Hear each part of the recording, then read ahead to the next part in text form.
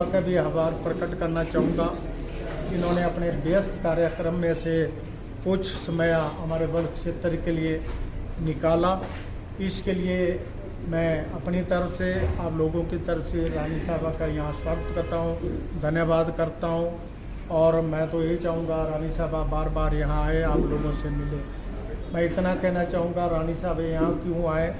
एक तो आप लोगों से मिलने के लिए, वो जो आपदा ही है, जो नुकसान बल क्षेत्र में हुआ, ये नुकसान बल क्षेत्र में नहीं, पूरे मंडी जिला में। यहाँ नाचन के अध्यक्ष भी पहुँचे हैं, उपेंद्र ठाकुर जी, इनका भी स्वागत है।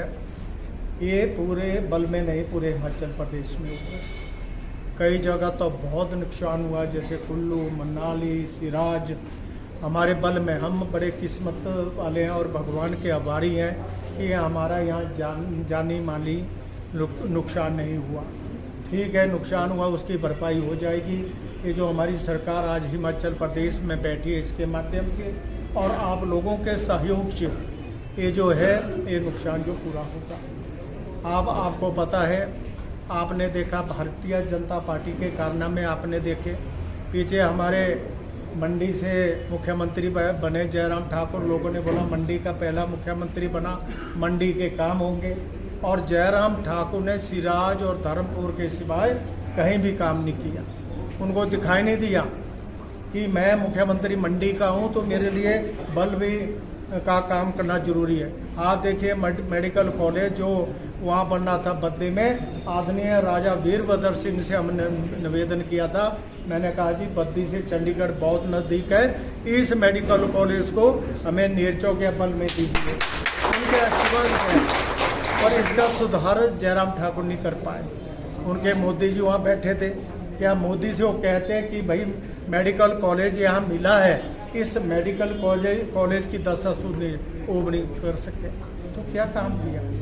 इलेक्शन आया, लोगों ने बोला यार गांधी को नहीं देखो, जयराम को देखो। अगर जयराम ने कोई काम किया होगा, अब देखिए यहाँ का चेयरमैन बना यहीं का, आज उस चेयरमैन को कितना टाइम हो गया, बोलो उसने क्या किया? उसकी सरकार थी, यहाँ का चेयरमैन था। यहाँ के लोगों ने ये कहा कि हमारा गांव का लड़का इसको दो। कांग्रेस के लोगों ने भी उसको वोट दिए।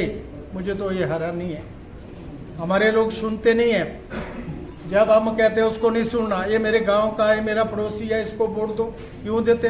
भारतीय जनता पार्टी के लोगों से आपने कभी वोट ले लेना कांग्रेस के लिए, तब मैं मानूंगा आपको। ये भाईबंदी कांग्रेस करती है, कांग्रेस के कार्यकर्ता करते हैं, कांग्रेस के लोग करते हैं, पर भारतीय जनता पार्टी का एक कार्यकर्ता ये दया नहीं करता।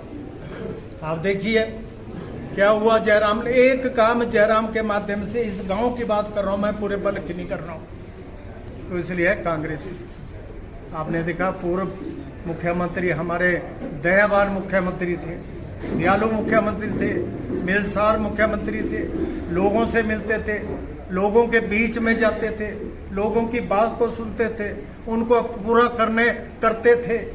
और जब तक किसी का काम नहीं होता, वो मुख्यमंत्री राजा वीरभद्र सिंह कहते थे कि यार मेरे को उनका ध्यान रहता है कि पता नहीं उनको कितनी जरूरत थी। कौन मुख्यमंत्री सोचता है? आज एक प्रधान बनता है पंचायत का, वो बोलता है हट पीछे यारा, मैं पंचायत का प्रधान हूँ। वो तो मुख्यमंत्री रहे हैं, केंद्र में मंत्री रहे हैं, कितने बड़े बड़े पदों पे रहे हैं, और उनका सम्मान कोई हिमाचल प्रदेश की कांग्रेस के नेता नहीं करते। उनका सम्मान केंद्र में भारतीय जनता पार्टी और कांग्रेस के बड़े बड़े नेता उनका आदर और सम्मान करते थे। ये उनका काम है। आज देखिए, जब मैंने वो डाला था चैनलाइजेशन के लिए, मैंने कहा सर ये चैनलाइज करो इस व्यक्ति और करसा खट, 900 करोड़ रुपए का प्रावधान किया था। 900 करोड़। एक एमएलए आया, बहुत खूबसूरत एमएलए आया, बहुत काम करने वाला एमएलए आया, उसने 900 करोड़ से 450 करोड़ उसको पहुंचा दिया। मैं बधाई देना चाहूँगा, एक्शन साहब यहाँ बैठे हैं, ये दिल्ली में इसके लिए मीटिंग थी और मेरे ख्याल स्वीकृति इसके लिए मिल गई है। इसके लिए मैं आप लोगों को बधाई देना चाहूँगा।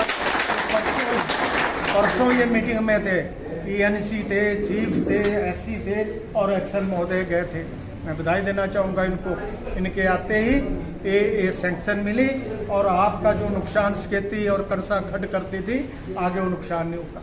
तो ऐसे मुख्यमंत्री थे राजा वीरभद्र सिंह, उनके कामों को नहीं कोई भूल सकता।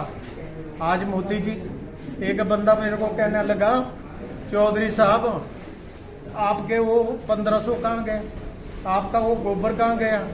मतलब क्यों भाई? बोले लोग पूछ रहे हैं। मैं ले रहा, आप लोग नहीं जवाब देते तो किसने जवाब देना? मतलब हमें तो अभी 6-7 महीने हुए हैं, मोदी जी को 9.5 साल हो गई, उनका 15 करोड़ कहाँ गया? उनका काला धन हुआ कहाँ गया? 15 लाख उनका काला धन कहाँ गया? उनकी महंगाई कहाँ गई? उनका जो रोजगार 2-2 करोड़ हर साल बच्चों को देना वो कहाँ गया? उन्होंने कहा कि मैं गरीबों के जो लोन है उनको माफ करूंगा, वो कहाँ गए?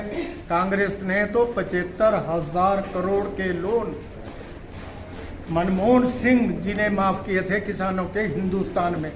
इन्होंने क्या किया? मोदी आता है, रानी साहब वो बात को कहती है, मोदी आता है मंडी, ये मेरी मंडी है, यहाँ की सेपू बड़ी, यहाँ का मीठा, यहाँ का बदाना, क्या सुंदर, क्या खाना, ये तो मोदी जी कहते हैं, काम करना नहीं। अब देखिए आप, मोदी जी को 9 साल 9.5 साल हो गई, बोलिए हिमाचल प्रदेश के लिए उन्होंने क्या दिया? मनमोहन सिंह जी का आपकी 4 लाइन आपके सामने जारी है, आपका मेडिकल कॉलेज आपके सामने है नेर चौक में, आपका IIT ठाकुर कौर सिंह जी के इलाके में है, आपका सेंट्रल यूनिवर्सिटी कांगड़ा में है, आपका रोहतांग टनल आपके मनाली में है। आप बताइए, एक कांग्रेस पार्टी की देन है? भारतीय जनता पार्टी का एक भी काम बताइए। अगर जयराम ठाकुर यहाँ के मुख्यमंत्री थे, क्या वो मोदी को नहीं बोल सकते थे कि ये काम हमारे हिमाचल प्रदेश के लिए की? क्या टेंशन, क्या चिंता कांग्रेस पार्टी के नेताओं को है? आप बताइए। तो ये सारी बातें, मैं आज ज़्यादा लंबी बात नहीं करना चाहूँगा, मैं निवेदन करना चाहूँगा। आशा रही थी कई लोग एड़ा बोलेंगे, प्रकाशो तो से वोट देते पर MP सोच के, अब प्रकाशो भी कह देता 500 चोट बोतल हरी है। और मुझे दुख है, जिस स्या और टावा से वोट मिलते थे वहीं से वोट नहीं मिले, बहुत कम। क्या कारण था?